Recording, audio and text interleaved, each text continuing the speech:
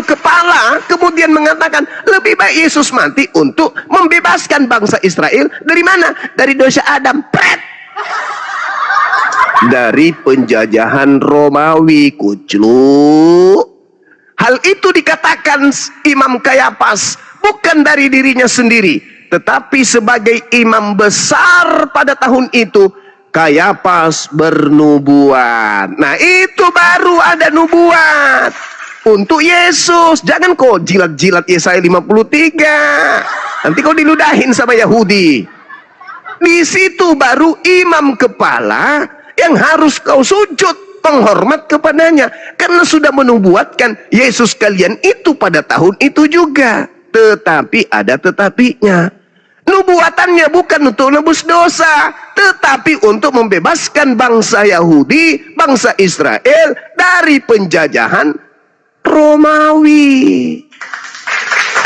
Maka tahun itu juga Kayafas imam tertinggi bernubuat. Apa bahasa nubuatannya? Dengarkan, pasang kuping. Yesus akan mati untuk bangsa Israel. Tuh, nubuatannya tuh.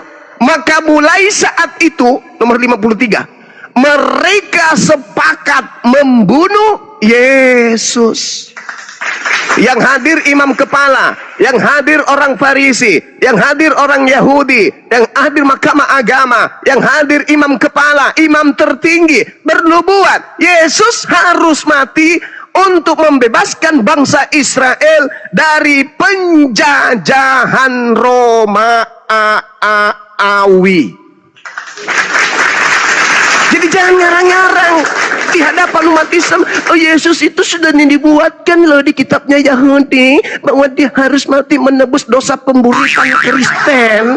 Yesus itu harus mati loh untuk menebus dosa-dosa Kristen, koruptor, korupsi, pembunuh, pemburu dan seterusnya. Hanya orang bahlul yang bisa kalian bodohi. Yesus itu dinubuatkan mati untuk membebaskan bangsa Israel dari perbudakan Romawi.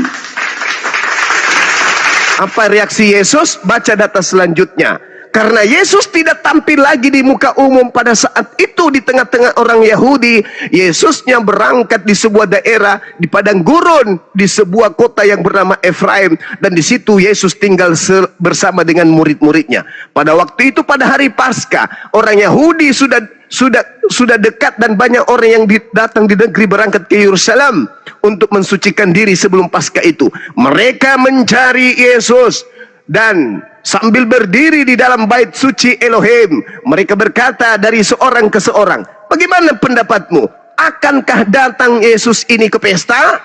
Sementara itu imam-imam kepala dan orang-orang Farisi telah memberikan perintah supaya setiap orang yang mengetahui di mana kedudukan Yesus, di mana Yesus sembunyi, dia berada di mana, agar memberitahukan kepada imam-imam kepala agar mereka dapat menangkap Yesus. Imam kepala, mahkamah agama, orang Farisi, ahli Taurat hadir di situ, sepakat ingin menangkap Yesus. Untuk apa, kawan-kawan? Untuk apa? Untuk apa? Untuk dibunuh agar menghapuskan dosa-dosanya orang Kristen. Pret! Memalukan. Orang Yahudi sepakat ingin membunuh Yesus hanya karena satu alasan. Bukan karena Adam dibawa-bawa. Jadi kalau ada ajaran yang memfitnah Adam, Adam mewariskan dosa, Adam mewariskan dosa kepada keturunannya, maka harus ada kemudian keturunannya yang lahir dari seorang perawan untuk menghancurkan iblis. Fitnah kepada Adam, cerminan bahwa orang ini adalah keturunan iblis. Minimal yang ada di dalam dirinya adalah iblis. Barang siapa yang memfitnah Adam alaihissalam bahwa Adam telah dikutuk, keturunannya juga dikutuk, lalu kemudian melantik Kristus untuk menebus kutukan itu, maka sesungguhnya saya Bang Suma bersumpah orang itu kerasukan iblis. Karena kenapa? Tidak ada dalil baik dalam Al-Quran. Fatalaqqa Adamu min rabbih kalimatin fataba alaih. innahu huwat tawwabur rahim. Kita baca kitab Kejadian 3, tak ada satupun dalil, baik itu dalam original teksnya maupun dalam terjemahan sampai muntah, tidak ada dalilnya Nabi Adam alaihi salam itu dikutuk oleh Elohim pencipta langit dan bumi. Nggak ada. Lalu dari mana fitnahan ini berasal? Dari keturunan iblis. Coba, kalau Yesus Kristus itu mati menebus dosa, maka yang disebut dosa yang ditebusnya dosanya iblis. Maka iblis bukannya kemudian masuk neraka, ia masuk surga iblisnya. Kenapa? Dosanya sudah ditebus di atas salib. Aneh aja ini, aneh. Jadi sekali lagi saudaraku, Yohanes 11 nomor 45 sampai nomor 57, cerminan keadaan di TKP. Ahli Torah, imam kepala mahkamah agama sepakat ingin membunuh Yesus semata-mata untuk membebaskan bangsa mereka dari penjajahan Romawi. Bukan embel-embel ajaran Kristen, karena dia sudah dinubuatkan, karena dia ingin menebus dosa. Pret. Jangan kau ajarkan ajaran itu di depan umum, cukup di gereja, karena umat Islam lebih paham Bible daripada kalian. Saya kira cukup. Kalau waras silakan Anda kemudian berpikir dengan sehat bahwa ternyata gereja hanya mencocokologikan kemudian dalil-dalil di kitabnya Yahudi agar dicocokkan dengan penebusan dosa, sementara keadaan yang hadir di situ tak ada lagi jabatan ilmu yang tertinggi dibandingkan imam kepala mahkamah agama, imam-imam, kemudian orang Farisi tidak pernah membawa data Yesaya, baik itu Yesaya 53, Yesaya 17 atau Mazmur 22, untuk kemudian mengatakan itu untuk Yesus. Maka dia harus mati lalu bangkit dari kubur untuk menebuskan dosa-dosa Roma dan Yunani. Itu nggak ada. Yang ada di TKP adalah orang-orang ini sepakat membunuh Yesus. Tak ada sedikit pun tendensi karena dosa waris. Tak ada sedikit pun tendensi karena fitnah kepada Adam mewariskan dosa. Itu tak ada. Makanya mereka sepakat apa? Kita lihat apa yang tertulis di dalam Markus 14 nomor 1. Mereka melakukan tipu muslihat untuk menyalib Yesus. Kita baca Matius 26 nomor 4. Mereka melakukan kesaksian palsu untuk menyalibkan Yesus. Kita baca Matius 26 nomor 59. Mereka bersepakat untuk melakukan penipuan, kebohongan, tipu muslihat, kesaksian palsu untuk membunuh Yesus. Dan kita baca Matius 27 nomor 18. Ternyata Pilatus sang gubernur Roma mengatakan bahwa orang-orang Yahudi seluruhnya menyerahkan Yesus untuk disalib karena dengki.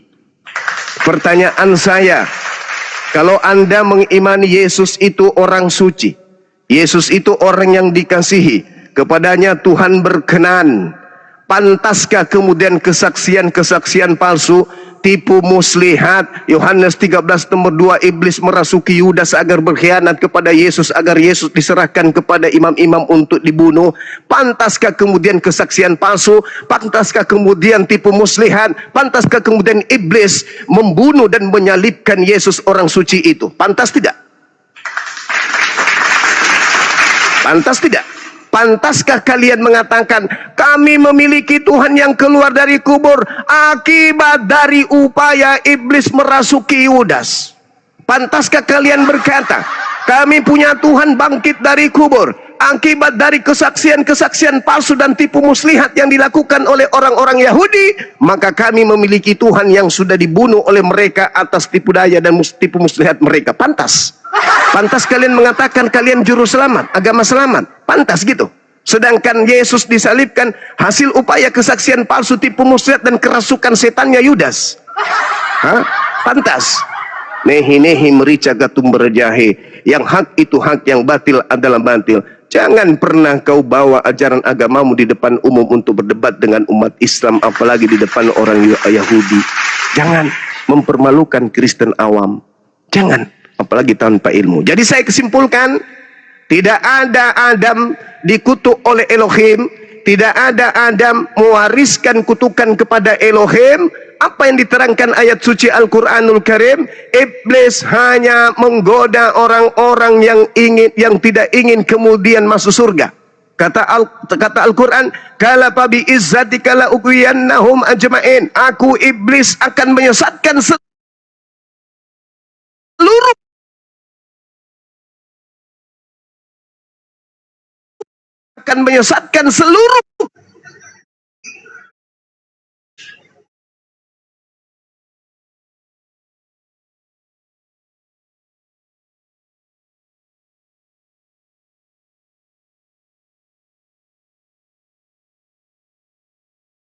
Elohim, pencipta langit dan bumi, akan menghancurkan iblis dan keturunannya. Siapapun itu. Begitu juga umat Islam yang imannya kuat akan menghancurkan iblis dan keturunannya. A'udzubillahi minasyaitonirrajim. Kami berlindung kepada Allah dari godaan setan yang terkutuk. Di Islam yang terkutuk itu adalah iblis, di Yahudi yang terkutuk itu adalah iblis, di Kristen yang terkutuk itu adalah Tuhannya Kristen. Ini agak aneh. Ini agak aneh. Kisah para Rasul menjelaskan itu. Lalu kemudian di dalam Galatia 3 nomor 13, Kristus telah menebus Kristen dari kutuk hukum Taurat dengan jalan menjadi kutuk. Karena Kristen, sebab ada tertulis, terkutuklah orang yang digantung di atas tiang salib. Sekali lagi, di Yahudi dan di Islam yang terkutuk itu adalah iblis, di Kristen yang terkutuk itu adalah yang digantung di atas tiang salib. Dan apesnya itu Tuhannya Kristen.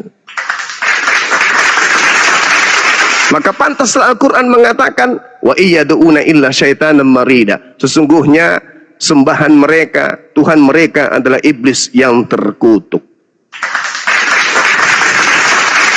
Maka jangan salah kalau umat Islam selalu mengatakan bukan manusia suci yang disalib, tapi manusia terkutuk yang disalib.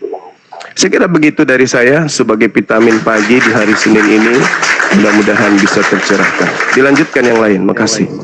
Ya, Oke, selamat pagi Bang Blender. pagi. Kristen. Boleh saya narasi? Silakan tanggapin. Oke.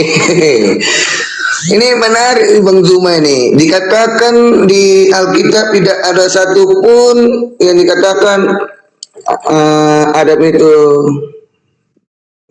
itu tidak ditegur oleh Allah itu. Benar nggak kata pernyataan Bang Zuma? Benar nggak katanya Bang Blender? Dikutuk. Oke, dikutuk oleh Allah. Ada datanya. Ada datanya sama saya. Dalam Kejadian 2 ayat 16 sampai 17. Kenapa? Kenapa ada melanggar itu? Ayo, kamu bilang tidak ada. Buktinya ada. Di mana Elohim Ya, mengutuk coba Adam? buka Kejadian 2 ayat 16 sampai 17. Coba buka, baca. Oke. Ya, baca. Ya silakan Anda yang bawa data. Ya, baca. Lah, Anda yang baca. Anda yang bawa data. Oh ya, baca. Oh ya, Ya, baca, silakan. ya. Ya. Baca ya. Ya, baca ya. Anda bilang tadi statement, Adam itu tidak dikutuk oleh Allah, ya. Iya, mana Oke. tunjukkan. Oke, ya. Saya tunjukkan, saya bacakan aja saja. Tenang, jangan kejang-kejang, ya. Yang kejang siapa? Jangan kejang-kejang ya.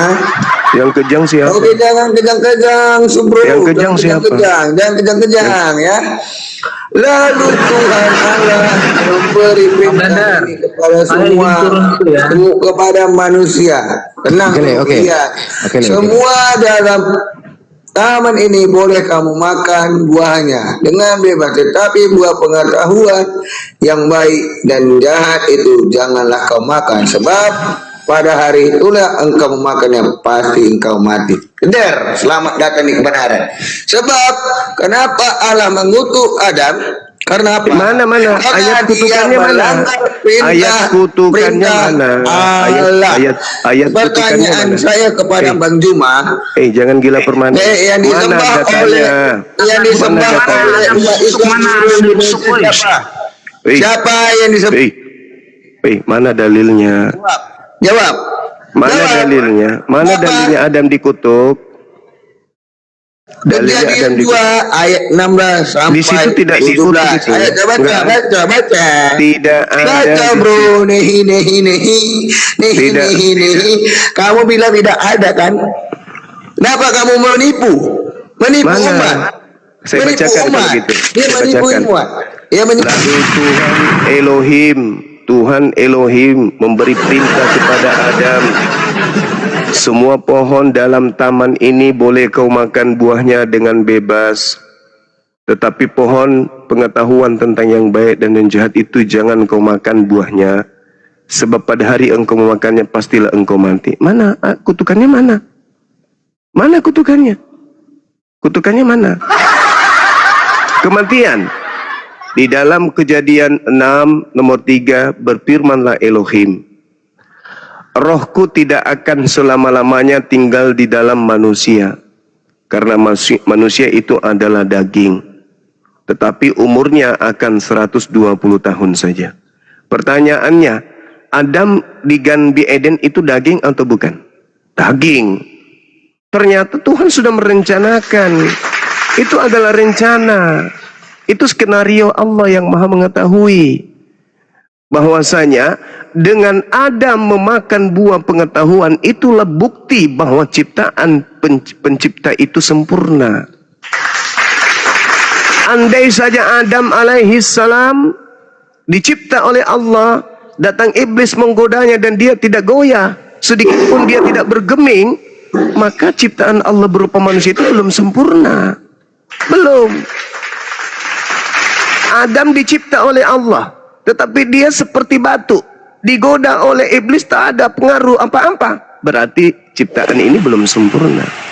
Justru karena Adam itu tergoda, itulah bukti bahwa Allah menciptakan manusia makhluk sempurna, karena bisa menjadi jahat, bisa menjadi baik. Fa'alhamaha fujuraha wa taqwaha. Manusia dicipta dengan dua potensi, bisa menjadi jahat, bisa menjadi bertakwa kepada pencipta langit dan bumi. Bukan berarti dia jatuh ke dalam keadaan itu lantas dikatakan dia dikutuk, tidak. Al-Quran mensucikan beliau. Walakad ahidna ila Adam min qablu panasiya walam najid lahu azma.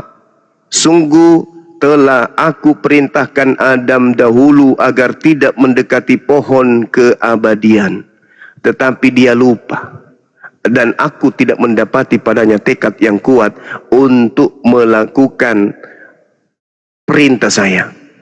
Artinya dalam Al-Quran, Adam itu lupa, lalai. Walakad ahidna ila Adam min qablu panasiya walam najid lahu azman. Sungguh telah aku perintahkan Adam dahulu agar tidak mendekati pohon keabadian, tetapi dia lupa, dan aku tidak mendapati padanya tekad yang kuat untuk menjauhi laranganku itu. Artinya dia lupa. Makanya Allah menerima tobatnya. Fatalaqqa Adam min rabbih kalimatin fataba alaih innahu huwat tawwabur rahim. Sesungguhnya kita keturunan Adam ini adalah lahir dalam keadaan suci, tidak membawa dosa dari kakek kita Adam, sebab kakek kita Adam alaihi salam adalah manusia suci yang juga disucikan oleh Tuhannya, bukan manusia yang berdosa apalagi meneruskan atau mewariskan dosa kepada keturunannya. Berterima kasihlah kepada Adam, wahai manusia-manusia cupu, sebab andai saja Nabi Adam alaihi salam tidak makan buah ilmu pengetahuan baik dan jahat, maka kalian akan hidup seperti monyet hari ini. Kalian tidak tahu mana yang baik, mana yang buruk, sama seperti kera. Untung Nabi Adam memakan buah itu sehingga kita memiliki kecerdasan sampai kita kemudian bisa menjadi pemimpin dan menaklukkan bumi ini. Andai saja Adam diperintahkan, baiklah kita menciptakan manusia serupa dengan gambar kami. Lalu kemudian setelah serupa dengan gambar kami untuk menjadi pemimpin, baik terhadap apa yang ada di laut, di udara dan di daratan. Lalu dia turun tanpa mengetahui baik dan jahat, turun ke bumi. Apa yang terjadi? Apa yang terjadi? Adam turun ke bumi, bisa nggak memimpin yang ada di laut? Bisa nggak dia menerbangkan pesawat terbang keturunannya kalau Adam sendiri tidak tahu baik dan buruk? Bisa nggak? Adam akan seperti manusia purba sampai selama-lamanya. Tidak bisa berkarya, hanya bisa membuat keturunan, tapi dia tidak tahu baik dan jahat. Oleh karena itu, Adam tidak bisa dihukum. Kenapa Adam tidak bisa dihukum? Karena dia belum makan buah pengetahuan baik dan jahat. Sekarang anak bayi apakah tahu baik dan jahat? Tidak tahu. Lalu kemudian diberi perintah kepada anak bayi ini, wahai bayi, jangankan menyahut, mengerti pun tidak. Jangan kau bergerak dari tempat pembaringanmu yo. Karena kapan kamu bergerak, kau akan jatuh dari tempat tidur. Si bayi ini kemudian bergerak, jatuh dia, benjol palanya. Si ibu kemudian menonjok anaknya, kau, udah aku bilang jangan kau bergerak kemana-mana. Jatuhlah kau, dipijak, dicubit pahanya, direbuslah anaknya itu. Berarti ibunya gila. Dia memerintahkan satu perintah kepada bayi yang belum tahu baik dan buruk. Berarti gila dia. Apakah itu berlaku bagi Tuhan? Tidak. Orang waras aja tidak berlaku, apalagi pencipta langit dan bumi. Jadi itu hanya sekedar skenario aja. Apa buktinya skenario? Baca Kejadian 1 nomor 26. Hendak kepada siapa Adam dicipta? Ke Ganbi Eden atau ke bumi? Baiklah kami menciptakan Adam. Untuk mengisi apa? Eden atau bumi? Untuk mengisi bumi. Berarti apa yang terjadi di Ganbi Eden itu cuma skenario Allah. Allah yang maha tahu, pencipta langit dan bumi, itu rahasianya jauh di atas pengetahuan kita manusia. Kita hanya sebatas mengetahui apa yang diwahyukan. Kita nggak tahu apa yang ada pada hakikat Allah itu sendiri. Maka dalam Al-Quran, Nabi Adam itu, wa isqala rabbuka lil malaikati inni ja'ilun fil ardi khalifah. Al-Quran mengatakan Allah hendak menciptakan seorang manusia di bumi. Bible, Alkitab, kitabnya Yahudi jelas mengatakan Allah hendak menciptakan Adam untuk menempati bumi. Al-Quran untuk bumi, di Bible kitabnya saudara Yahudi juga di bumi, di kitab Tanakh maksud saya, di bumi. Lah, orang Kristen maunya Adam itu dicipta dan menetap di Ganbi Eden. Itu namanya longor, L-O-N-G-O-R, longor. Lah, wong Adam dicipta untuk mana? Ganbi Eden atau di bumi? Ya di bumi. Berarti itu cuma skenario aja untuk mengetahui bahwa Adam itu makhluk sempurna. Dia memiliki kehendak free will, kehendak bebas. Bisa dia sesat, bisa dia bertakwa takut kepada Tuhannya. Maka dia bertobat. Kalau di Al-Quran, selain beliau bertobat, dia juga melakukan itu karena lalai, lupa. Tak ada hukuman bagi orang yang lupa, nggak ada. Kenapa kau ini? Saya lupa Pak. Oh iya, kau dimaafkan. Adam lupa, maka dimaafkan oleh Allah. Yang aneh kalian ini, Kejadian 3 yang dikutuk di situ tak ada Adam alaihissalam, tak ada. Tak ada dikutuk Adam itu, nggak ada. Keadaan wanita melahirkan sakit, susah payah mencari nafkah, itu keadaan bumi, bukan keadaan yang Tuhan canangkan untuk Adam alaihissalam, enggak. Itu keadaan karena memang hidup di bumi. Bumi itu seperti itu karena sifatnya sementara. Kejadian 6 nomor 3. Manusia yang aku ciptakan memang hidupnya hanya sampai 120 tahun saja karena dia terbuat dari daging. Nah, itu sudah ditentukan tuh. Adam daging nggak ketika di Ganbi Eden? Daging. Apa kata Tuhan? Ya hidupnya sebatas itu. Adapun perintah, jangan kau makan, sebab kau makan hari ini kau mati. Mati nggak Adam? Tidak mati, dia tetap hidup. Itu cuma skenario Allah, skenario Tuhan pencipta langit dan bumi. Kalian aja yang picik. Demi apa? Demi menjual makhluk yang keluar dari kubur. Iya kan? Iya kan? Benar kan? Jujur, jujur. Iya kan? Iya kan? Ya, kau tampik semua dalil demi kau menuhankan bisikan Kristus yang datang kepada kalian.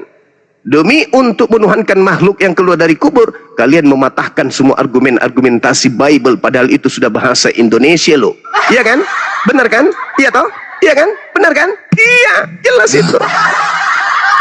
Begitu saudaraku Kristen, agar coba belajar lagi sedikit demi sedikit agar kalian bisa menuju kepada kebenaran. Silakan. Ya. Iya kan? Benar kan? Benar. Iya toh? Benar. Mantap. Mantap. Yes, alright. Yay. Yes. Yes. Oke, Kosmos. Ya, Kosmos. Anda mau nanggapin Kosmos? Kosmos? Kosmos? Nggak mau nanggapin? Woi. Mati kena tembak kok. Saya dari tadi saya berargumen di sini yang kutatap itu Marcona. Aku pikir Marcona ini Oten.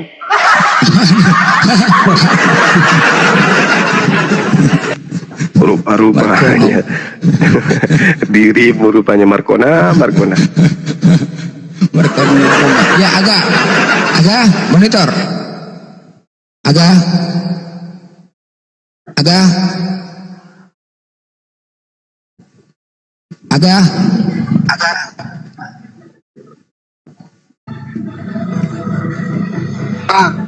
Mungkin Salam, ya, salam dua rob. mungkin dari Bang. Bang Suma, salam dua rob Bang Suma. Oh, Bukan cuma 2 rob, Bang. Banyak rob itu, banyak. Aku mau tanya Bang Suma. sabar Bang. Bang, kalau bisa diskusi agak menjauh Bang. Suara musiknya terdengar Bang. Bang Erik, agak jauh Rob dulu, itu Bang. banyak, Bang Erik. Tapi Rabbus samawati wal ar itu cuma satu. Pencipta langit dan bumi itu cuma satu. Kalau rob-rob lain banyak, tuan-tuan lain banyak. Saya juga rob di sini di wisataku. Saya rob di sini, saya pemimpin. Di wisata ini anak-anakku, staf-stafku semua, saya pimpinannya, saya robnya. Tapi Baik. berbicara mengenai pencipta langit dan bumi Baik, itu Bang cuma Suma, aku satu. mau tanya. Rabbus samawati wal ar. Gitu, saudara. Paulus itu juga rob. Aku Kalian itu ya, merobkan baik. Paulus Itu nggak karena apa-apa. kalian Itu mengikuti terserah. perintah Bang Paulus. Suma ngomong apa itu ya? Itu Enggak, Anda membawa narasi, aku saya mau kasih tanya itu, sekaligus mau dengan tanya ilmu tadi, gratis Bang tanpa Suma, perpuluhan. tentang kematian. Rob itu junjungan. Nah, apakah Aku mau kemudian tanya kalian soal menjadi kematian Kristen tadi ikut tentang Yesus Adam. atau ikut Paulus? Ikut Paulus, berarti robmu adalah Paulus. Sederhana kan? Jadilah teladanku, Ya sudah, sebab itu aku ini narasimu, juga Bang. adalah Nggak Kristus. apa-apa, terserah. 1 Korintus 11 nomor 1. Enggak, sekaligus supaya saya ajarkan samamu. Rob itu artinya apa? Rob itu pimpinan, junjungan, penguasa. Di Bolangi ini, di wisata Rumah Hobbit ini, saya penguasanya.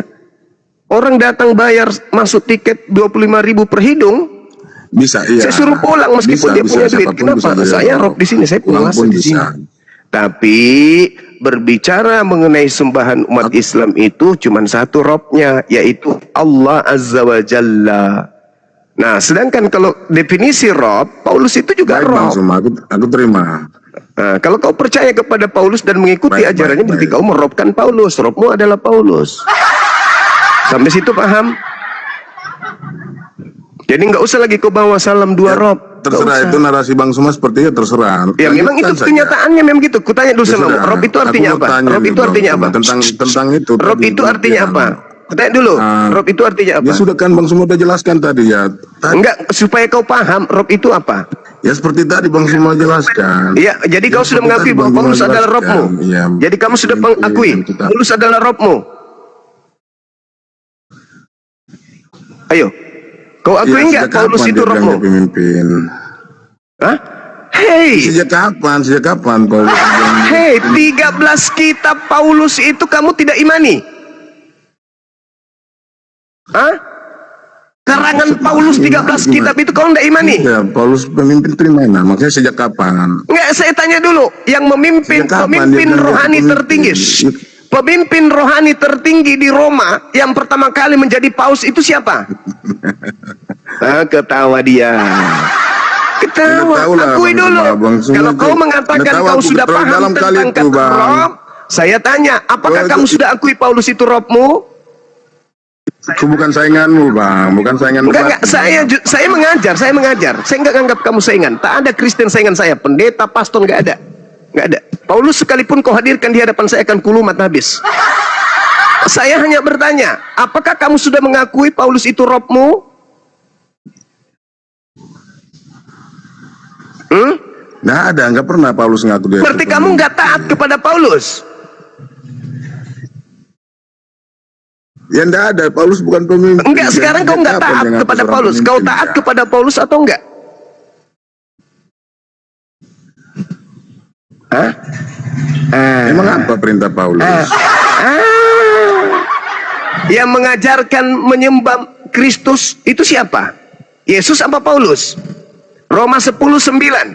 Barang siapa yang berkata dengan mulutnya Yesus itu Tuhannya, maka dia akan diselamatkan. Itu ajaran siapa? Itu ya di Injil ada juga kan. Itu Kalau ajaran siapa? tentang Tunggu. itu kan abang bisa tahu Roma tentang 10 itu. nomor Abang 9 tahu. nomor 10. Ada orang Barang datang siapa untuk yang menyembah berkata dia. dengan mulutnya dan apa yang dikatakan oleh mulutnya itu dipercaya dalam hati bahwa Yesus adalah Tuhannya, maka dia akan diselamatkan. Kamu percaya nggak itu? Lah itu berarti Yesus kan, bukan Paulus. Kamu percaya nggak ucapan Paulus itu? Bahwa siapa yang berkata Yesus Tuhannya maka dia akan diselamatkan. Iya, Kau percaya nggak? Paulus ngomong tentang Yesus kan. Paulus Ya kamu ngomong percaya tentang nggak Yesus, itu? Kau Bang percaya Sumbang. nggak ucapan Yesus itu? Kau Paulus sendiri itu? katakan itu. Kamu Tentang- percaya nggak itu ucapan tentang Paulus Yesus, itu? Kan? Hei, kamu percaya nggak ucapan Paulus itu? Percaya. Berarti rohmu adalah Paulus. Nggak usah lanjut dulu, kau akui dulu. Benar nggak rohmu Paulus? Jawab. Loh, Paulus ngomong tentang Yesus. Jadi kewajiban saya sudah menyampaikan kepada saudara, Rob itu adalah pemimpin, junjungan, penguasa. Ingat di Enggak, Islam, aku penguasa tanya yang tentang disembah, kematian tadi. dengar. Bang Sumbang. Penguasa yang disembah oleh umat Islam adalah penguasa langit dan bumi. Oke? Bentar dulu, Rabbus jangan samawati kesini. Aku mau tanya wal satu hal ard. aja, Bang. Tadi cuma salam Rabbus aja, Bang. samawati wal ard artinya Itu cuma Tuhan salam saja, nggak usah pencipta tebak-tebakan, langit Bang. dan Aku bumi cuma yang mau kami tanya. sembah. Nah, kau mengatakan Itu kami kematian menuhankan tadi. Nabi Muhammad. Di mana dasarnya? Boleh Bang, cuma aku Itu ketaatan kami kepada Nabi Udah jawab Muhammad. tadi. Boleh aku Atiullah bertanya, wa Bang. atiur Aku udah jawab rasul. tadi. Wa ulil Aku amri udah jawab minkum. kegelisahanmu Kalau itu, Bang Suma. Boleh Anda aku bertanya? menuduh kami sebagai orang Boleh yang nggak aku menyembah Nabi bertanya? Muhammad, maka you juga harus mengakui kamu menyembah Paulus. Gimana? Bukan Setuju? menuduh, orang cuma salah. Bukan menuduh, cuma salah. Makanya Maafkan aku. harusnya kalau mau sapa itu yang benar sapanya begini. Halo Bang Suma, salam dua Kristus. Karena ada dua Kristus, Kristusnya Yahudi Orang dan cuma salam Kristusnya aja, Bang, Romawi. gitu. Itu sudah mukunta. Gitu loh. Ada dua Kristus, Tanya Kristusnya tentang Yahudi, Adam dulu. Mesiasnya Yahudi, Maaf, dan maaf, Mesiasnya maaf, Romawi Aku tanya Athena. itu tentang Dan kau pengikutnya adalah Kristus Athena, begitu loh. Kau naik jangan dua Rob, karena Rob itu banyak. Harusnya kau naik itu salam dua Kristus, karena ada dua Mesias yang berbeda. Mesiasnya Yahudi dan Mesiasnya Kristen itu dua Mesias yang berbeda. Paham situ? Nah, kau cebok dulu pakai air 1 sendok, habis itu gosok pantatmu, Anda semua pakai ampas kelapa. Jangan kau naik tujuan menghina, menghujat. Ini komal Islam, komal edukasi. Kau naik tujuanmu menghujat, kau yang kena. Di sini ada Yahudi, di sini ada Islam. Kau naik sebagai agama yang datang dari Roma Yunani, ya babak belur lah kau. Belum lagi kau naik salam dua Rob lah. Apa maksud lo? Paulus itu Robmu. Kau ibadah minggu karena Paulus. Kolose 2 nomor 16. Kau makan babi karena Paulus. Kolose 2 nomor 16. Apalagi? Kau nyembah Yesus karena Paulus. Roma 14 nomor 9. Apalagi? Semua yang kau lakukan itu karena Robmu Paulus. Makanya Yesus mengatakan, iblislah yang menjadi Robmu, dan kamu mau melakukan keinginan-keinginan Robmu itu. Atas keinginan siapa kalian menyembah Yesus? Atas keinginan siapa kalian makan babi? Atas keinginan siapa kalian tidak bersunat? Atas keinginan siapa kalian ibadah minggu? Telan itu baik-baik. Begitu kawan. Jadi kalau kau naik, sekali lagi saya ingatkan, Kristen kalau naik silakan katakan salam dua Kristus. Gitu kawan. Silakan. Hati-hati kelenteng, ada sniper sini tuang tembak, jedor kena, ya kan? Sniper. Jadi Erik, Anda kan minta naik lagi, oke? Artinya tadi ketika kau mengatam Rob itu, kau sepakat enggak? Itu dulu ya. Kau harus menyepakatin. Jadi ke depan kau jangan lagi ngomong Rob ya. Kalau kamu memang naik, kamu diskusi. Kalau enggak, selesai. Ya, Tribrata.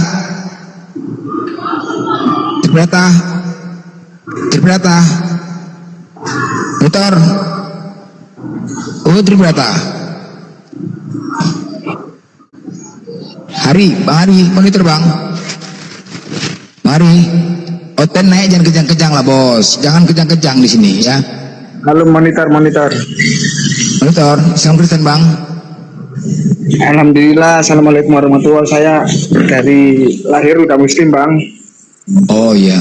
Izin bang ya di bawah ya bang. Ya, sama-sama. Iya, assalamualaikum. Ya bakso.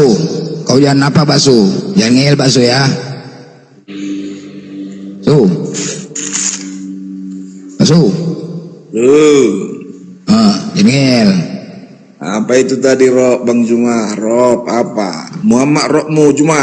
Nah kan mulai kan? Mulai itulah. Ya enggak, saya nanya. Muhammad Robmu apa enggak Juma? Rob penguasa yang menguasai materi keislaman dan Al-Quran awal mula itu adalah baginda Rasulullah Muhammad sallallahu alaihi Halo wasallam. Robmu enggak Juma? Sedangkan Allah itu Rob sebagai pencipta langit dan bumi yang berkuasa atas langit dan bumi beserta apa yang ada di antara keduanya. Selesai bukan? Pertanyaan saya balik samamu. Paulus Robmu kan? Berapa Robmu Juma? Paulus itu Robmu kan? Jawab dulu saya, nanti saya jawab kau. Saya sudah menjawab dua pertanyaan. Robmu berapa? Saya dua pertanyaan sudah kujawab. Sekarang giliranmu. Adil kita, adil. Kami mengakui atas kelemahan keilmuan kalian sehingga kalian memaksa kami harus menyatakan Nabi Muhammad itu Rob. Oke, Rob penguasa yang menguasai pengajaran Al-Quran kepada umat Islam mula-mula. Oke. Kamu menuduh kami lagi menerobkan Allah. Ya, Allah kami dudukkan sebagai pencipta langit dan bumi yang mengutus para nabi. Selesai bukan? Nah, kami minta jujur. Benarkah Paulus itu juga Robmu? Bukan Bang Zuma. Tapi kami Kristen karena mengikuti ajaran Paulus. Itu namanya dongok. Lain kali bangun tidur sikat gigi pakai kulit duren biar kau keren.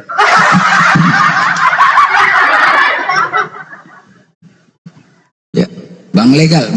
Ya, Betul Bang. ya. Salam semuanya. Islam Kristen Bang. Ya Kristen Bang. Iya. Oke. Jadi saya mau nanya ini Bang Zuma ya, atau ke semuanya aja. Terkait dengan Nabi Muhammad. Nabi Muhammad itu apa?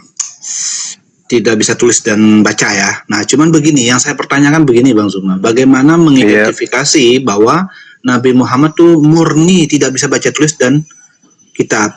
Karena kok semua yang ada di Al-Quran, bukan semua sih, beberapa lah.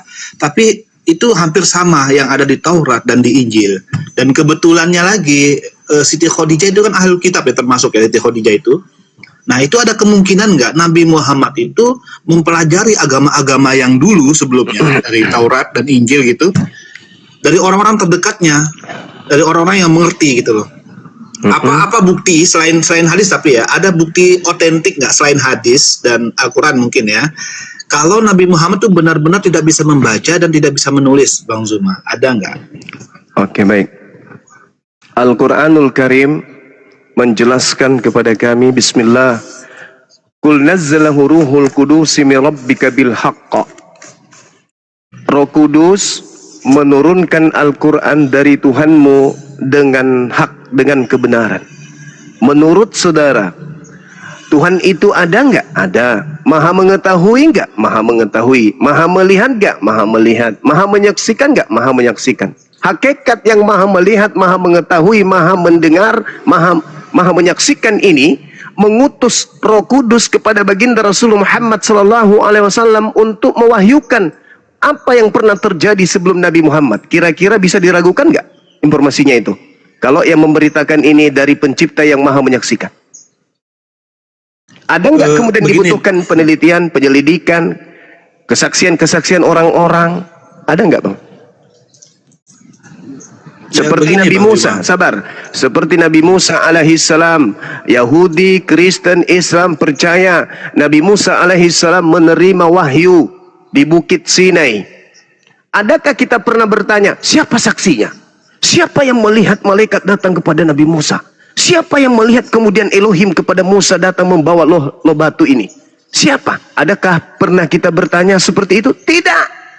Serta merta kita percaya. Kenapa? Karena yang datang itu adalah sang kebenaran kepada Nabi Musa alaihissalam. Kenapa hal ini Anda ragukan kepada Al-Quran?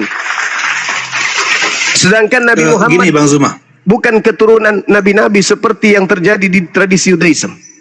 Dia tidak pernah membaca Torah, dia tidak pernah membaca Injil, dia tidak tahu bahasa Ibrani, dia tidak mengerti bahasa Aramaik, dia buta terhadap bahasa Yunani. Lalu kenapa dia bisa kemudian menjelaskan uraian 1400 tahun silam tidak pernah berubah setitik pun? Siapa beliau ini?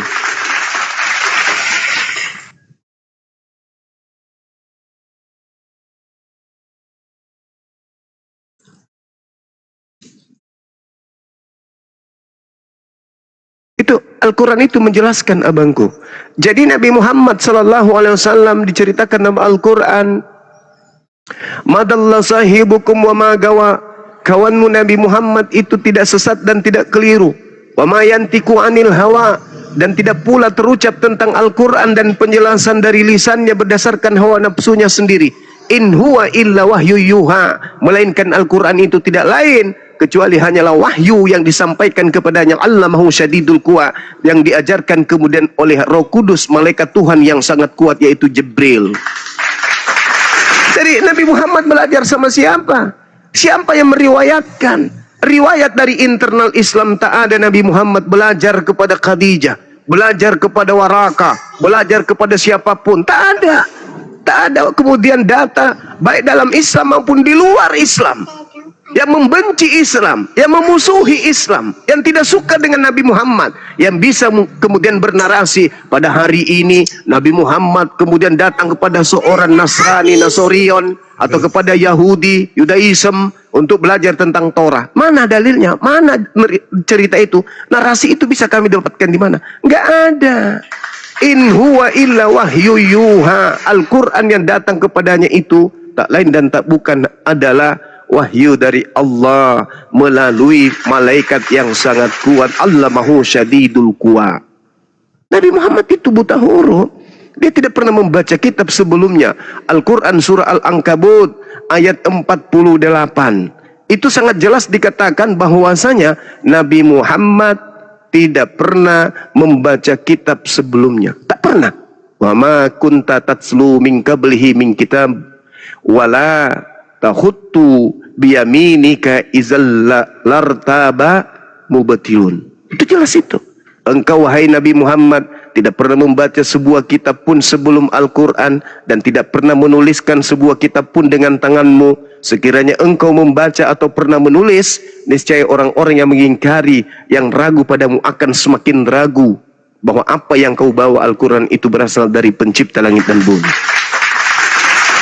Sekarang siapa yang bisa membuktikan di atas muka bumi ini Nabi Muhammad pernah belajar kepada orang Yahudi tentang Torah? Tunjukkan satu dalil, tunjukkan satu sumber. Saya ingin belajar. Tidak ada. Begitu juga Nabi Musa.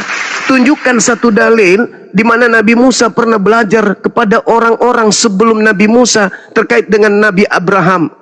Ada? Tidak ada. Nabi Musa seketika itu datang wahyu kepadanya, lalu kemudian disampaikan kepada umatnya. Itu. Begitulah keadaan Nabi Muhammad. Beliau tidak tahu menahu. Bahkan dia bingung, apa ini yang datang kepada aku? Pemberitaan apa ini? Ragu awalnya. Akhirnya dia diyakinkan oleh Allah. Tanya kepada orang-orang yang pernah membaca kitab sebelummu, wahai Nabi Muhammad. Kalau engkau ragu akan apa yang kami wahyukan kepadamu ini, tanya. Kalau kau ragu tentang seseorang yang kami sebutkan dalam kitab yang kami wahyukan kepadamu, yaitu Adam, Abraham, Ibrahim, Ismail, Isa, Yakub, tanya kepada orang-orang yang pernah membaca kitab sebelummu. Mereka akan mengatakan apa yang datang kepadamu juga pernah datang kepada mereka. Kalau kau ragu, tanya. Tapi Nabi Muhammad gak ragu. Nabi Muhammad cuman bingung saja. Lama-lama dia yakin, maka beliau mengajarkan tentang Tuhan yang benar selama 13 tahun kepada penganut ajaran paganisme yang sudah mendarah daging turun-temurun. Apa yang terjadi? Mereka menanggalkan kejahiliannya menuju kepada peradaban, menyembah kepada pencipta dan bumi yang datang kepada para nabi. Itu. Ada nggak kemudian orang bisa membuktikan Nabi Muhammad pernah belajar kepada seseorang? Tak ada. Nah, bagaimana dengan Al-Quran yang kemudian mirip? Isinya mirip. Sama seperti apa yang tertuang di dalam kitabnya saudara kita Yahudi. Ada mirip-miripnya. Kenapa bisa? Karena Al-Quran mengatakan bahwa Nabi Muhammad SAW itu menerima pemberitaan dari Allah dengan Allah menyatakan bahwasanya apa yang datang kepadamu aku sampaikan dalam bahasa Arab, itu dulu pernah datang kepada Nabi Musa alaihissalam. Al-Quran surah Al-Ahqaf ayat 12. Wa min qablihi kitabu Musa imaman wa rahma wa hadza kitabun musaddiqul lisanan arabiyya liyunziral ladina zalamu wa busyra lil muhsinin. Sebelum Al-Quran yang aku wahyukan ini, wahai Nabiku Muhammad, kepadamu, telah lebih dulu datang sebuah kitab ketetapan kepada Nabi Musa alaihissalam berupa Torah, sebagai imam, sebagai petunjuk, sebagai anutan dan rahmat kepada Bani Israel. Dan Al-Quran ini aku wahyukan kepadamu sebagai kitab yang membenarkan kitab-kitab sebelum Al-Quran, yang datang dalam berbahasa Arab untuk memberi peringatan kepada orang-orang yang zalim dan memberi kabar gembira kepada orang-orang yang muhsin. Jadi Al-Quran itu datang seketika menceritakan tentang Torah dalam bahasa Arab. Nabi Muhammad gak ngerti Torah, tapi karena itu wahyu, dia terima lalu diajarkan kepada umat manusia. Itu Bung, Nabi Muhammad. Andai saja Nabi Muhammad melakukan penelitian, apa yang terjadi? Maka Al-Quran akan selalu dikoreksi, direvisi, evolusi, terjadi koreksi sana sini, tambal sulam seperti layaknya Bible. Tapi karena Nabi Muhammad menerima wahyu dari pencipta langit dan bumi yang maha benar, maka mustahil ada isi dari pernyataan yang maha benar itu menjadi keliru. Pasti benar. Berbeda dengan Bible, direvisi, dikoreksi, tahun ini direvisi lagi, tahun depan direvisi. Kenapa? Karena itu bukan firman Tuhan. Itu hasil penyelidikan orang terhadap kesaksian-kesaksian orang, di mana kesaksian orang ini menceritakan tentang peristiwa-peristiwa yang akuratnya tidak kita tahu, benarnya juga kita tidak tahu. Itu, bersyukurlah kalian ada umat Islam mau membahas Bible, karena sebenarnya Bible itu bukan firman Tuhan.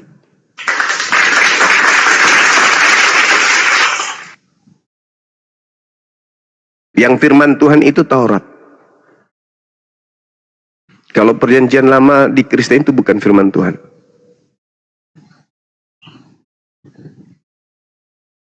Gitu saudara. Ya. Tapi ada gini nggak Bang Zuma? Ada kemungkinan nggak walaupun Nabi Muhammad itu tidak bisa membaca dan menulis, itu beliau kan bisa mendengarkan dan bisa memasuki alam pikirannya terhadap kisah-kisah sebelum-sebelumnya gitu loh. Nah, itu ada kemungkinan nggak Nabi Muhammad itu bisa menceritakan itu dari kisah-kisah saja, dari kisah-kisah sebelumnya. Jadi bukan dengan membaca dan menulis. Ya sama lah kalau kita segitu banyak, bagaimana caranya sebegitu banyak loh? Iya, itu kan bisa ditulis langsung kan, makanya dimintain untuk ditulis langsung dengan menerapkan itu semua.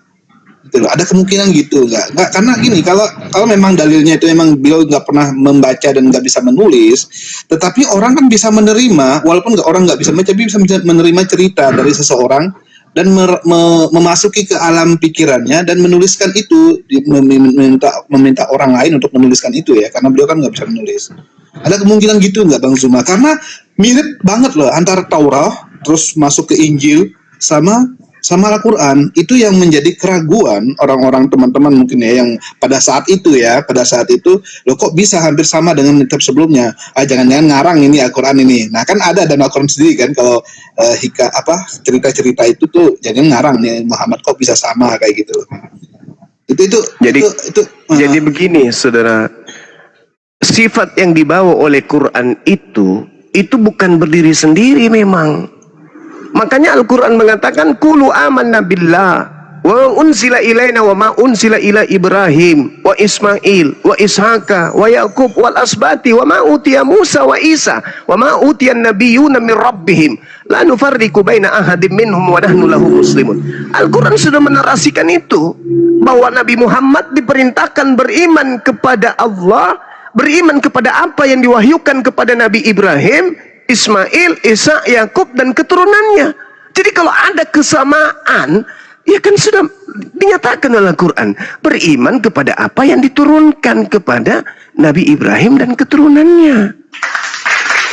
Justru aneh kalau Al-Quran menyatakan beriman kepada apa yang diturunkan oleh Tuhan pencipta dan bumi kepada Nabi Ibrahim dan keturunannya, kemudian bertentangan. Itu aneh.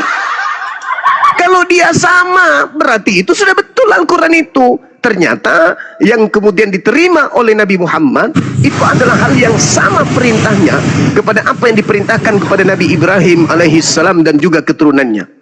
Itu justru harusnya Anda itu meyakini dan mengimani. Kenapa? Karena ada kesamaan. Itu loh. Dari mana Nabi Muhammad kemudian mendapatkan ilmu tersebut? Anda mengatakan ya mungkin dia pernah mendengarkan. Mungkin dia pernah mendengarkan, mungkin dia pernah membaca, lalu dia menarasikan kembali kepada sahabatnya. Itu tidak sesederhana itu, kawan. 1400 tahun silam. Anda bisa bayangkan, coba mindset, kebiasaan berpikir kita kembalikan hidup di zaman 1400 tahun silam. Kira-kira keadaannya padang gurun itu kayak mana? Situasi pergolakan pada saat itu kayak mana? Adakah orang yang bisa duduk di depan seorang yang tidak tahu menahu, duduk di situ untuk mendengarkan cerita-cerita yang bukan wahyu, lalu kemudian menghafalnya, lalu menulisnya, hafalan dan tulisannya kemudian dilanggengkan sampai 1400 tahun setitik pun tidak berubah? Apakah itu bukan sebuah kedikdayaan? Apakah itu bukan sebuah mujizat besar? Sedangkan kitab saudara sudah dituliskan katanya 4000 tahun, dituliskan 40 orang lebih. Lalu kemudian apa yang menjadi tulisannya?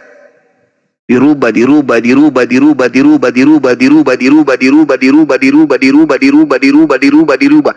Oh, ujungnya Anda percaya itu firman Tuhan, bukan? Bagaimana kami? Bagaimana kami? Yang datang di zaman jahiliyah, di sana tidak ada pengetahuan, di sana tidak ada orang-orang yang pernah datang padanya Nabi, di sana tidak ada kemudian padanya pendamping Rasul, lalu kemudian sosok ini hadir di tengah-tengah padang gurun, mengajarkan sejazirah Arab la ilaha illallah Muhammadar Rasulullah. Dengan kaidah Quran, apa yang disampaikan oleh Quran, itu yang dihafalkan. Apa yang dihafalkan, itu yang dituliskan. Apa yang dihafalkan dan dituliskan, itu diwariskan kepada seluruh manusia. Dan tidak pernah terganti, dan tidak ada keraguan di dalamnya. Tapi bukan sesederhana itu. Apa yang Tuhan torehkan di dalam Al-Quran, tidak bisa digerus oleh perkembangan zaman. Secanggih apapun ilmu pengetahuan, sehebat apapun para ilmuwan melakukan temuan, Al-Quran tidak pernah goyah untuk dikalahkan. Apa yang diuraikan, apa yang disampaikan, apa yang ditemukan, apa pencapaian manusia di atas muka bumi ini, lebih dulu 1400 tahun Nabi Muhammad yang tidak tahu menahu tentang kitab terdahulu itu sudah menguraikannya. Artinya bukan Nabi Muhammadnya yang hebat, tetapi yang mewahyukannya itu yang hebat. Makanya dikatakan qul nazzalahu ruhul qudusi min rabbika bil haqq. Apa yang datang kepada Nabi Muhammad berasal dari Roh Kudus yang datang dari Sang Yang Maha Benar. Maka apa yang dilisankan Nabi Muhammad adalah lisannya yang maha benar. Nabi Muhammad hanya seorang penyampai ucapan. Makanya Nabi Muhammad mengatakan, wahai sahabatku, jangan kau menulis sesuatu apapun yang berasal dari diriku sendiri, tetapi tulislah apa yang berasal dari Tuhanmu. Itu Nabi Muhammad mengatakan itu. Makanya hadits itu datang nanti di 200 tahun baru dibukukan. Kenapa? Karena Nabi Muhammad tidak mau ucapannya bercampur aduk dengan ucapan pencipta. Jangan kau tuliskan apapun yang berasal dariku, tapi tuliskan, hafalkan yang berasal dari Tuhanmu yang aku sampaikan. Itu Nabi Muhammad tidak mau dituliskan kata-katanya. Misalnya diperintah sholat, sallu kama ra'aitumuni usalli. Ada perintah dari Allah pencipta kita langit dan bumi agar kita beribadah, sujud, menyembah kepadanya. Itu dituliskan, inna sholati wa nusuki dan seterusnya. Sesungguhnya sholatku, itu menjadi uraian tuh. Karena kenapa? Perintahnya sholat. Lalu kemudian Nabi Muhammad mengatakan apa? Sallu kama ra'aitumuni usolli. Sholatlah kalian sebagaimana kalian melihat aku sholat. Apakah sallu kama ra'aitumuni usolli itu ditulis pada saat itu bersamaan dengan firman Tuhan? Tidak. Sallu kama ra'aitumuni usolli nanti dibukukan 200 tahun setelah Nabi Muhammad tak ada di bumi. Makanya hadits itu ada sahih, ada maudhu, ada dhaif, ada hasan dan seterusnya. Kenapa? Karena melalui penelitian-penelitian. Ini ucapan siapa? Nabi Muhammad. Siapa yang mendengarkan pada saat itu? Si A, si B, si C. Apa kesaksian si A? Ini. Si B, ini. Si C, ini. Benar enggak? Benar, sama-sama benar. Lalu si A dan si C ini menyampaikan kepada siapa? Si E, si D, si F. Apa kata mereka? Sama. Setelah sampai si F, dia sampaikan kepada siapa? Si H, si E, si C, dan seterusnya. Apakah sama uraiannya? Sama. Dari sisi kanan. Sama nggak sama? Berarti penyampaian ini sahih. Maka dikatakanlah penyampaian salu kama raaitu usalli. Ini adalah benar-benar ucapan Nabi Muhammad. Tapi kalau ayat suci Al-Quran, zalikal kitabul la raiba fihi hudal lil muttaqin. Seketika itu lisannya Nabi Muhammad mengucapkan, para sahabat menghafalkan. Zalikal kitabul la raiba fihi hudal lil muttaqin. Sahabat yang lain, zalikal kitabul la raiba fihi hudal lil muttaqin. Sahabat yang lain, zalikal kitabul la raiba fihi hudal lil muttaqin. Ada sahabat di mana tidak hadir pada saat kemudian Nabi Muhammad menyampaikan ayat itu. Sampaikan kepada dia. Datanglah sahabat yang tidak hadir. Ayo hafalkan ayat ini. Oh, ada ayat yang diterima oleh Nabi kita, ada. Apa bunyinya? Zalikal kitabul la raiba fihi hudal lil muttaqin. Maka terurai alif lam mim. Zalikal kitabul la raiba fihi hudal lil muttaqin. Alladzina yu'minuna bil ghaibi wa yuqimuna as-salah wa mimma razaqnahum yunfiqun. Walladzina yu'minuna bima unzila ilaika wa ma unzila min qablik wa bil akhirati hum yuqinun. Bacaan ini dilantunkan dari 1400 tahun silam, dari gurun ke gurun, dari desa ke desa, dari kota ke kota. Bacaannya tetap sama. Kenapa? Karena itu kalam Allah yang harus terjaga sampai hari kiamat. Tidak boleh dirubah. Maka kami senantiasa disertai oleh Nabi Muhammad. Kata siapa Nabi Muhammad itu sudah meninggal? Enggak. Nabi Muhammad itu masih hidup di dalam diri-diri umat Islam. Kenapa? Ucapan beliau, Iqra bismi rabbikal ladzi khalaq. Itu lantunan dari lisan mereka, beliau. Dan kami umat Islam mereka masih mendengarkan lantunan itu. Iqra bismi rabbikal ladzi khalaq. Sekarang kalau saya tanya, ada Yesus berserta kalian? Ada, Bang. Coba, lisan pertama Yesus sampaikan terkait wahyu yang diterima dari Bapa itu apa? Bingung. Yesus sudah pasti menggunakan bahasa Aram. Yesus melontarkan firman yang diterima dari Tuhannya tentu menggunakan bahasa kaumnya, bahasa Aram. Yesus menyampaikan apa di wahyu pertama? Entel heng elheng ente. Tak ada yang tahu, terserah ente aja. Yang muncul di kita bahasa Indonesia. Apakah Yesus menggunakan bahasa Indonesia? Enggak. Bahasa Yunani memang. Apakah Yesus menggunakan bahasa Yunani? Tidak. Berarti Nabi Muhammad lah yang menyertai umatnya sampai hari kiamat. Ketika ia datang, yaitu roh penghibur, dia akan menyertai engkau selama-lamanya. Aku rindu kepada nabiku. Dulu nabiku pernah mengajar di sudut kota Madinah. Apa yang diajarkan kepada orang-orang yang ada di Madinah? Wow, jelas. Innamal mu'minuna alladzina idza dzukirallahu wajilat qulubuhum wa idza tuliyat 'alaihim ayatuhu zadatuhum imana wa 'ala rabbihim yatawakkalun. Suara ini pernah disuarakan oleh pita suara nabiku Nabi Muhammad. Ayat ini pernah dilontarkan ketukannya, nadanya, iramanya, ritmenya, gelombangnya, semua sama yang dilantunkan oleh lisan nabiku Nabi Muhammad. Jadi ketika kemudian kami rindu kepada beliau, kami cukup mendengarkan Al-Quran, maka kami sedang mendengarkan beliau membacakan Al-Quran. Ketika kalian rindu kepada Yesus, apa yang kalian lakukan? Halilintar, menatap salib yang ada di dinding. Iya kan? Nah, apakah betul itu bentuknya Yesus? Tidak. Tapi kalau Nabi Muhammad menyertai kami kapanpun kami berada. Saya nyetir nih, nyetir. Apa yang terjadi? Mathaluhum kamathalil ladzi. Aku bacalah ayat-ayat. Oh, ini lantunan bacaan nabiku Nabi Muhammad. Subhanallah. Kenapa umat Islam itu kuat dalam beragama? Ya karena itu. Mereka bersama dengan nabinya. Mereka bersama dengan Tuhannya. Kalau kalian, Tuhan kalian sudah jauh, udah di langit sana, duduk di sebelah kanan Tuhan yang lain. Kalian sudah ditinggal sama Tuhan kalian. Kalau kami enggak.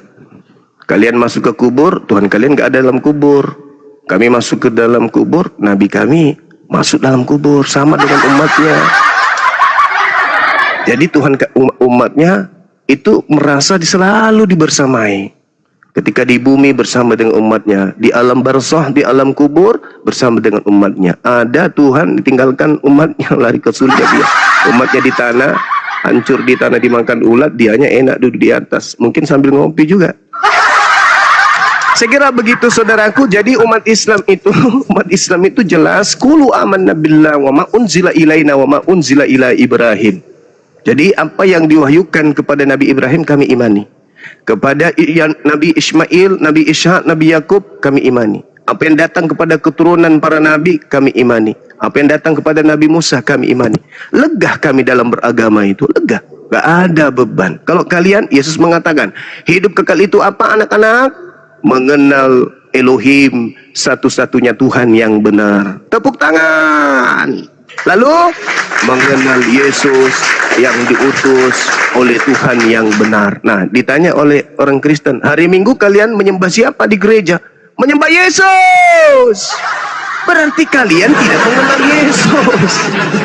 Yesus itu untuk memperoleh hidup yang kekal harus dikenal sebagai utusan, bukan sebagai pengutus. Begitu saudaraku, sederhana kok kalau mau waras itu. Silakan, masih ada lagi? Mantap, mantap. Kelas ya. Buat teman ya.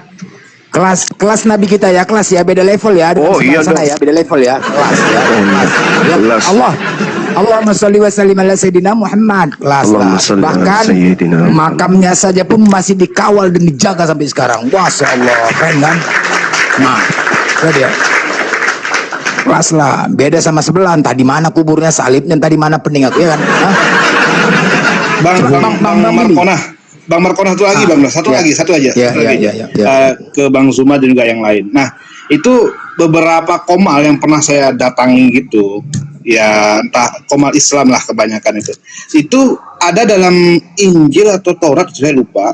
Itu ada tulisan, Taurat kalau nggak salah itu ya.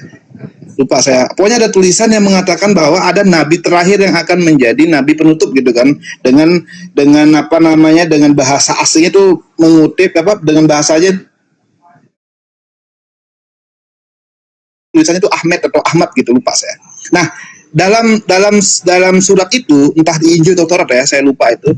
Apakah disebutkan juga bangsanya, Ustaz Zuma? Disebutkan nggak bangsanya? Karena menurut saya orang-orang Yahudi yang tidak menerima kenabian Nabi Muhammad itu kan karena bukan dari bangsa Yahudi sendiri kan Nabi Muhammad, tapi bangsa Arab.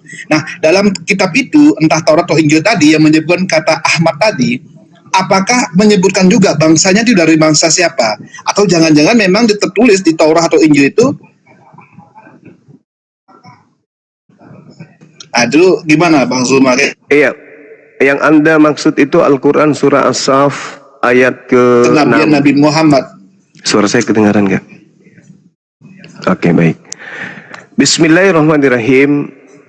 Wa isqala Isa bin Maryam ya bani Israel, inni rasulullahi ilaikum musaddiqan lima baina yadayya minat Taurah wa mubashiran bi rasuli ya'ti min ba'di ismuhu Ahmad. Falamma ja'ahum bil bayyinat qalu hadza sihrun mubin. Wahai Nabiku Muhammad, aku ingin memberitakan sebuah berita gaib kepadamu, kata Allah. Di surah Maryam itu diterangkan. Apa itu? Ada masa di mana utusanku bernama Isa, putra Maryam, berkata kepada kaumnya Bani Israel, wahai Bani Israel, ini sesungguhnya aku, ya Bani Israel, inni rasulullahi ilaikum, adalah utusan Tuhanmu kepada kalian semua, untuk mengajarkan kalian membenarkan apa yang turun sebelumku, yaitu Taurat yang diwahyukan kepada Nabi Musa alaihissalam, dan memberi kabar gembira tentang datangnya seorang utusan Allah yang akan datang setelahku yang bernama Ahmad, Nabi Muhammad. Akan tetapi ketika utusan itu datang kepada mereka dengan membawa bukti-bukti yang nyata, mereka berkata ini adalah sihir yang nyata.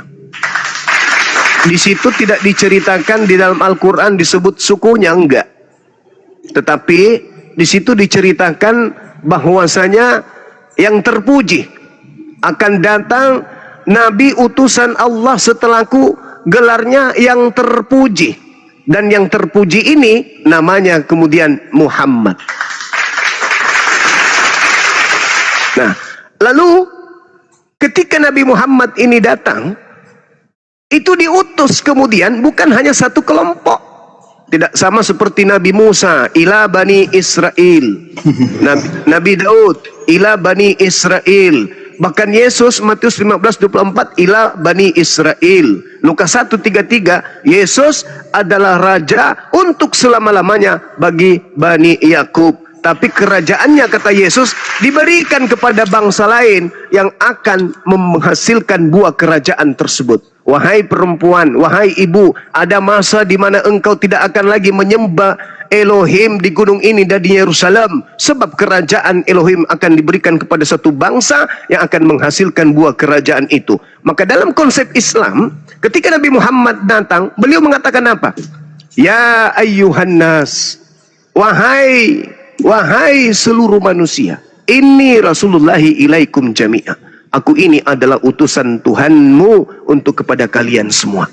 Jadi tidak terlepas dan tidak diajarkan dari suku ini, dari suku itu, enggak. Tidak dijelaskan itu. Bahwa dia harus berasal dari suku ini, enggak. Itu tidak dijelaskan. Tetapi Tuhan, pencipta langit dan bumi, di dalam Al-Quranul Karim, di surah Ali Imran, ayat 81, Allah sudah melakukan perjanjian agung. Apa kata Allah? Wa iz ahazallah mitsaqan nabiyyin lama ataitukum min kitab wa hikmah thumma ja'akum rasulun musaddiqul lima ma'akum latu'minunna bihi wa latansurunna qala aqrartum wa akhaztum ala dzalikum isri qalu aqrarna qala fashhadu wa ana ma'akum minasyahidin. Di ayat ini menceritakan tentang praeksistensi manusia, para nabi. Ketika Allah mengangkat perjanjian agung kepada para nabi-nabi, sebelum nabi-nabi itu diutus ke bumi, Allah mengatakan kepada para nabi di alam roh, manakala aku memberikan kitab dan hikmah kepadamu, lalu kalian para nabi datang kepada kalian seorang rasul yang membenarkan apa yang ada pada kalian, niscaya kamu akan sungguh-sungguh iman kepada rasul dan menolongnya.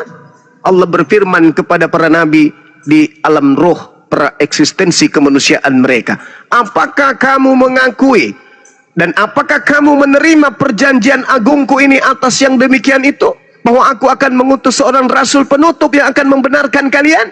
Mereka para nabi menjawab, kami mengakui, aqrarna, kami berikrar dan mengakui hal itu. Maka Allah menjawab apa? Fashhadu wa ana ma'akum minasyahidin. Kalau begitu, hai para nabi, bersaksilah kamu dan aku juga menjadi saksi bersama dengan kalian. Tentang apa? Tentang datangnya seorang penutup rasul wa khataman nabiyyin, dan penutup para nabi. Kalian bersaksi? Kami bersaksi ya Rabb. Kalian mengakui? Kami mengakui ya Rabb. Kalian tahu? Kami tahu bahwa nabi itu akan datang mensucikan nama kalian. Ketika kalian dirusak oleh umatmu, dirusak oleh orang lain atas nama dan kesucian ajaran yang aku datangkan kepadamu, rasul penutup ini akan mensucikanmu kembali. Kamu bersaksi? Bersaksi. Kamu akui? Kami akui. Maka Allah mengatakan, fashhadu wa ana ma'akum minasyahidin. Kalau begitu, aku pun bersaksi tentang kebenaran ini. Maka diutuslah para nabi, diutuslah nabi ini, diutus nabi ini, diutus nabi ini, diutus nabi ini. Terakhir, Nabi Muhammad sallallahu alaihi wasallam yang sudah diceritakan di atas perjanjian agung Allah di dalam praeksistensi para nabi. Al-Quran surah Ali Imran ayat 81. Silakan.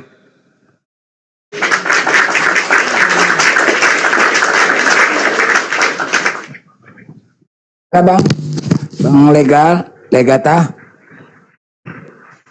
Ya, saya kira cukup Bang Cukup bang. Markona. Oh, cukup bang. Ya, terima kasih Insya Allah. sebelumnya. Sama-sama, Bang. Mudah-mudahan Sama-sama. mudah-mudahan dapat hidayah bang ya. Oke. Amin. Makasih bang. Ya, Oke.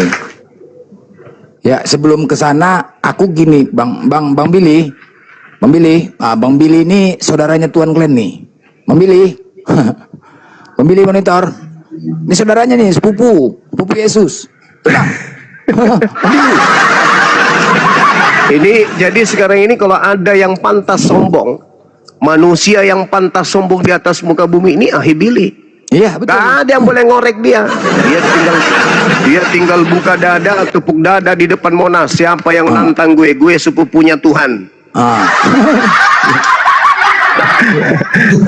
Ya, Di Ibrani kan jelas itu dikatakan Tuhan kita berasal dari suku Yehuda, kan ada gitu.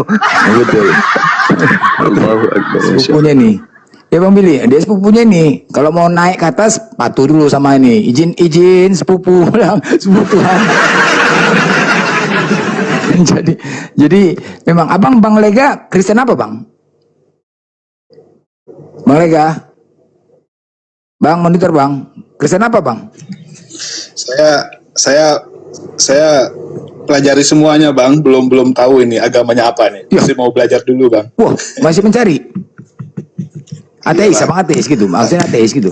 Ya, saya percaya Tuhan, adanya Tuhan. Tetapi untuk agamanya makanya saya ingin belajar itu bang. Oh gitu. Itu apa itu? Ibrani Iya, 7 itu ya. Kalau Ibrani 7. eksistensi Tuhan saya percaya, cuman ya eksistensi Tuhan saya Tapi sebab percaya. telah diketahui tapi semua orang bahwa itu untuk Tuhan agama. Kristen berasal dari suku Yehuda. Itu Ibrani 7:14. Tapi bang, kalau abang buka kitab, abang mencari Tuhan kan berdasarkan kitab masing-masing bang, ya kan? Nah, di antara banyaknya kitab bang, cuman satu-satunya kitab yang berani ada pengakuan langsung dari Tuhan Al-Quran bang. Yang lain nggak ada. Ketika mencari yang lain nggak ada. Sampai kapan nggak ada. Cuma satu. Seandainya ada dua pengakuan Tuhan, bingung kita bang, ya kan? Nah, abang silakan cari kitab Weda, Tripitaka, Bible. Cuman Al-Quran lah satu-satunya. Silakan abang cek. Ya, itu kan itu oke lah, bisa kita anggap sebagai ini ya, sebagai bukti kuat lah. Cuman kan itu kan kalau kami sebagai yang nyari-nyari itu, ya itu bisa jadi kan Nabi Muhammad sendiri yang nuliskan gitu loh. Dan tanda kutip maksudnya ya Bang Markona ya, jangan langsung menjudge kalau Nabi Muhammad tuh berbohong atau enggak. Tetapi kan itu bukan berarti itu bukti yang kuat untuk kami untuk menyatakan kalau Al-Quran yang benar gitu. Cuman begini, saya bingungnya itu apakah akal kita yang didahulukan atau kitab suci yang kita dahulukan untuk melihat, karena orang yang baru lahir misalkan gitu ya, orang anak kecil ya yang udah dewasa tiba-tiba ingin mencari suatu kebenaran, itu menyesuaikan kitab itu akal kita menyesuaikan suatu kitab yang ada di depannya atau kitab yang harusnya dipahami mentah-mentah, pokoknya akal tuh harus ngikut gitu loh.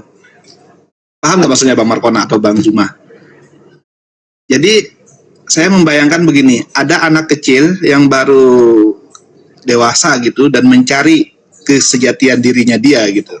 Nah, ketika dihadapkan oleh beberapa kitab-kitab suci yang ada untuk mencari kesejatian dia dengan Tuhannya gitu. Apakah akal yang sudah terpendam dalam otaknya selama dia hidup dan menyatakan ini A, ini B, ini C itu dia tahu mana yang salah, mana yang benar. Ternyata ada satu kitab lagi nih, ada suatu kitab yang dia dapatkan dan itu bertentangan dengan apa yang dia pikir selama ini itu benar dalam otaknya dia. Nah, itu yang kita dahulukan. Penilaian dari otak kita atau penilaian dari apa yang dikatakan dalam kitab suci itu, atau bagaimana sebenarnya merangkai ini sebenarnya. Paham nggak maksudnya Bang Markona? Iya. Ini Bang Juma.